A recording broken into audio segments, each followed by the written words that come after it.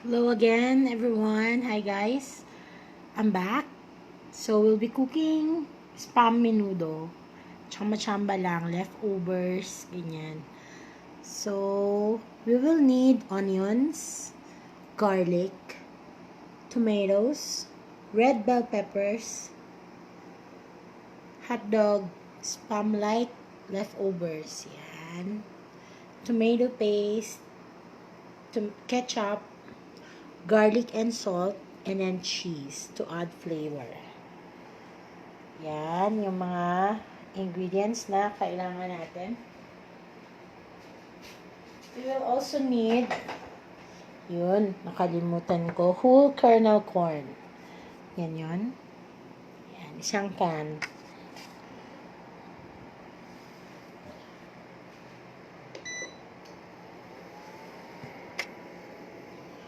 So, we need oil for sauteing.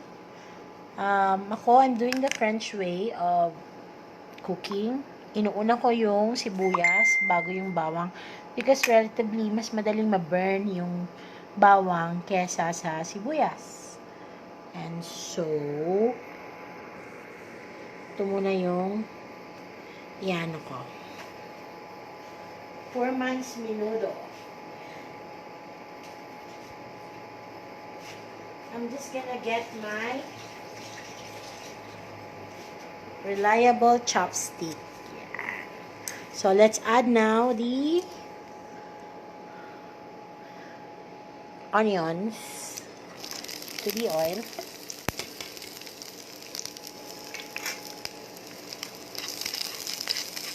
My onion is diced. So, there are different types of cutting onions. Merong panggisa, ganyan. Pag minudo to, square-square yung mga ingredients ko. Ayan. Dinice ko na rin yung aking sibuyas. Hi, Fiscal Agda. Thank you for watching. Mga regulars. Yan. We'll add na the... So, nakita nyo na na-limp na yung ating sibuyas, no? Nag-translucent. Hindi na i-add yung bawang. So, this is an easy recipe, easy to follow, easy to cook, pero very, very yummy. Yan. Add lang natin. Hintayin natin na mag-brown ng onte yung garlic natin. And then we'll add the other ingredients. Next in line is the tomatoes. Tomatoes is diced din. I-dice rin natin siya. Parang usual din ng cut natin pag nagmi-menudo tayo, hindi gamit ang spam. So, this one is the 4 months menudo. So, we add in our tomatoes. Yan. Isusotoy lang natin siya hanggang maging limp and wilted ang ating tomatoes.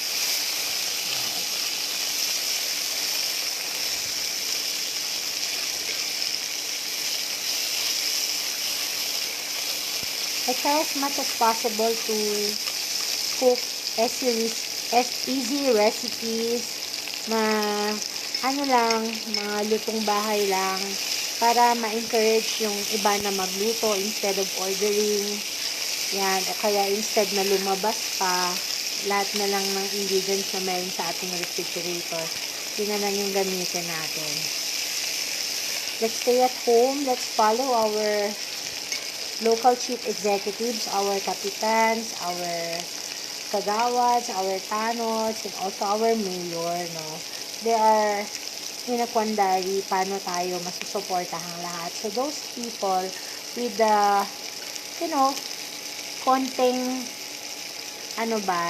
sunod sa government, yung may kakayahan naman, those people who can afford to stock on things, huwag na tayo umasa sa relief goods ng LGU. Ang dami kasi rin nila, no? Ang dami rin nilang inaasikaso. So, ang maiaambag natin sa barangay natin is just to stay at home.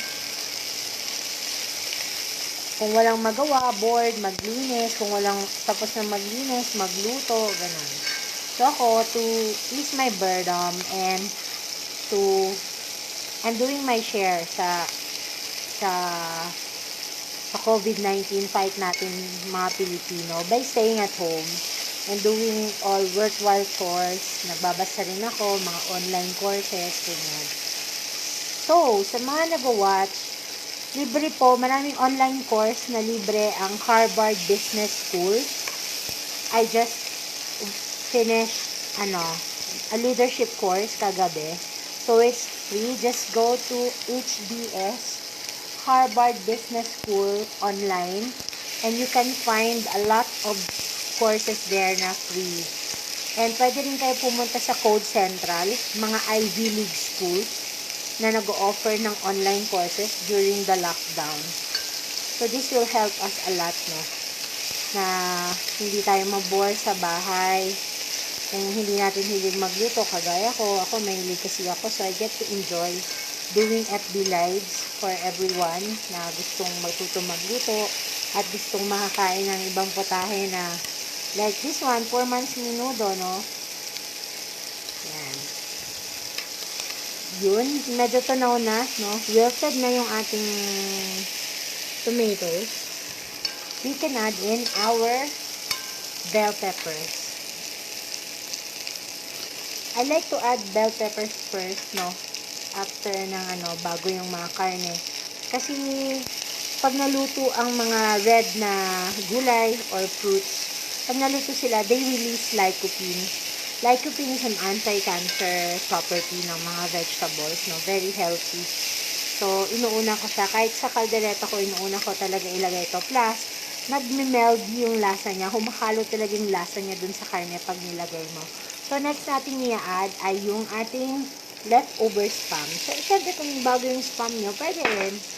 Kaya lang kami kasi, dito sa bahay, no, nagpa-follow kami ng zero waste, no? Hindi kami as much as possible magtapon. Kahit yung mga plastics namin, we reuse them. Yung mga ulam namin, yung mga leftovers namin, we keep them in the fridge, frozen. Tapos kung kailan siya pwedeng gamitin ulit, of course, we mind the expiry. Para para makatipid, unang-una, tsaka pangalawa, zero waste para kay Mother Earth, no? Hindi tayo masyadong ng mga plastics, yung mga ulam magtapon. Ayoko rin ng may nasasayang kasi. Yan. Ganyan daw ugali ng mga mayayaman, matitipid. So, baka sakaling yumaman ako dahil nagtitipid na ako ngayon. So, yan. My kitchen smells nice. Yung amoy ng tomatoes, at saka yung amoy ng spam, and amoy ng bell peppers. Kalat na kalat dito sa kusina ko. Ang sarap-sarap ng amoy. Yun lang, yung damit ko, sigurado ako, sobrang mabaho mamaya. amoy Bombay. Yun. Hi, Tita Carmen! Thank you for watching! Yan. Hintayin lang natin siya iba ng color yung niluluto. Hindi naman sunog na color. Yan. Thank you for liking, guys. I'm gonna put now the hot dogs. Yan. And then, followed by ketchup.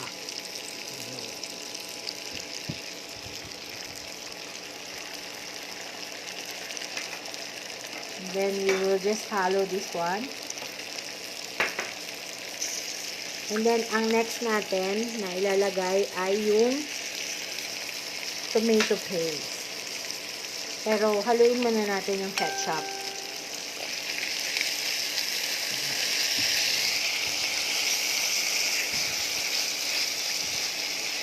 I do not use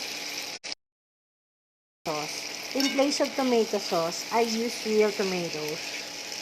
Yun. Tomato tapos so that I don't have to use cornstarch or anything na binder, no. Hindi ako mahilig maggamit nun. Kasi nababago niya yung taste nung niluluto. So, as much as possible, I stick to basic taste nung mga gulay at food na niluluto ko. A good friend of mine, my Ate Weng, said na we use nor cubes sparingly. And I agree, no? Pag next week, medyo nalift yung lockdown or nagkaroon na ng pagkakataon na bumili ng mga meat bones, I will try to stock on again mga consommes, mga beef stock, and chicken stock. Yung mga buto-buto ng chicken natin, pakuluin natin hanggang konti na lang yung sabaw na matira. And that would be really, really flavorful na stuff pang lasa. Pero yung mga sanay sa betchin, sanay sa magic sarap, and all that mga cubes, you can use mushroom powder. Nabibili siya sa Adventist Church at saka sa Adventist University sa Tagaytay or sa mga favorite vegetarian stores niyo. Malasa siya, para siyang magic sarap, but it's made of mushroom. So, yun. Yun lang. Sorry sa mga may allergy sa mushroom. Hi, Jill! Thanks for watching. Sige, Auntie Carmen, gayahin mo. This is very easy. At this point, ilalagay na natin kasunod yung ating corn, whole kernel corn. So, straight from the can yan, i-include natin yung sabaw ng corn. This is so yummy. Like, don't take my word for it. Just follow my recipe and you're good to go. No? Hindi ka mapapahiya sa pagpapakainan mo nito.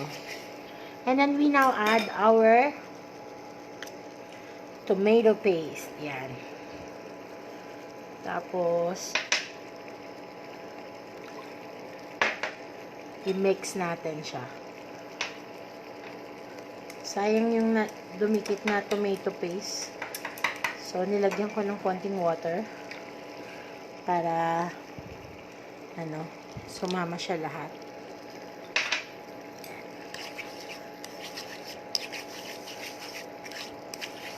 Ang bango.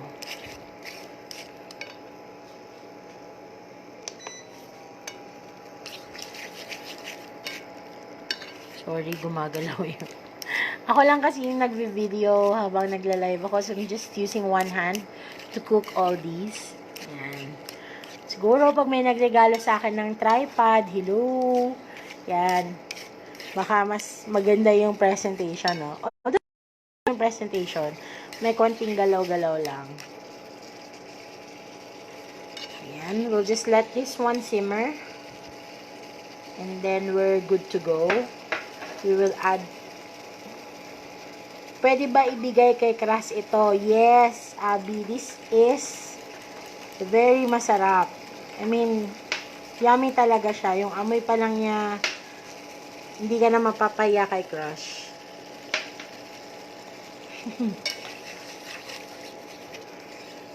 Yun, no? Kita nyo yung hotdog natin malapit na maluto. I try as much as possible to stick. We're 13 minutes cooking, no? I try as much as possible na mag-cook ng less than half an hour. Para na rin dun sa mga, working moms, single parents, maraming kailangan gawin. So, less time for cooking means more family time. Yung quarantine period, more time for yourself, more time for your family. So, let's take this opportunity to stay at home to learn a thing or two. Isa na dun yung pagluluto. Sa mga hindi pa humahawak ng ng kawali or hindi pa nakakapagluto kahit minsan, pwede naman sila mag-follow. My recipe is very easy to follow. At masarap din, no? Hindi ka mapapahiya. Yan. Then, we put in garlic powder. I'm using McCormick Singles garlic powder. Kasi masarap. Although you can use naman other brands. And then I'm putting my rock salt. Yeah, that's one.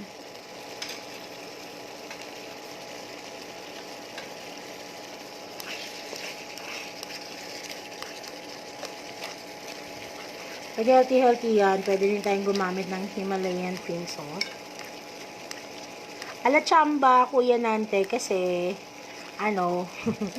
parang twice ko pa lang siya niluto. Tsaka hindi siya kasama sa menu ko talaga sa catering ko. Kasi, Chamba kasi I'm just using whatever it is that I can find here sa bahay. Kasi nga, hindi kami lumalabas.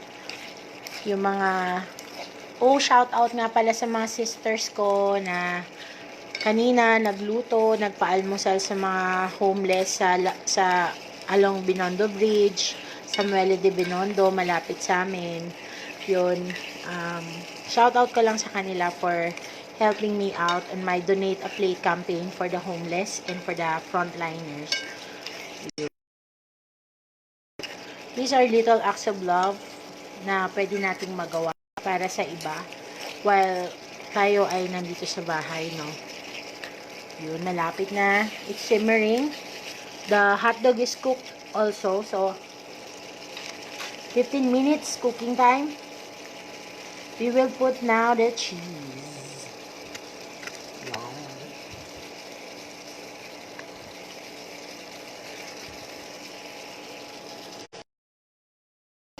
It's simmering now. And it's so yummy. So, we will just let the cheese to melt. Then, we're good. Okay na. Okay na ang lasa. So, yung mga mahilig sa lasa, mahilig sa betchin, mahilig sa magic sarap, you can add naman flavors according to your taste. But basically, with just these ingredients, pwede na to. Hindi na kayo mapapahiya kay Crush. Pwede nang ipang potluck pag nagtitipid. So, this is the poor man's menudo or spam menudo.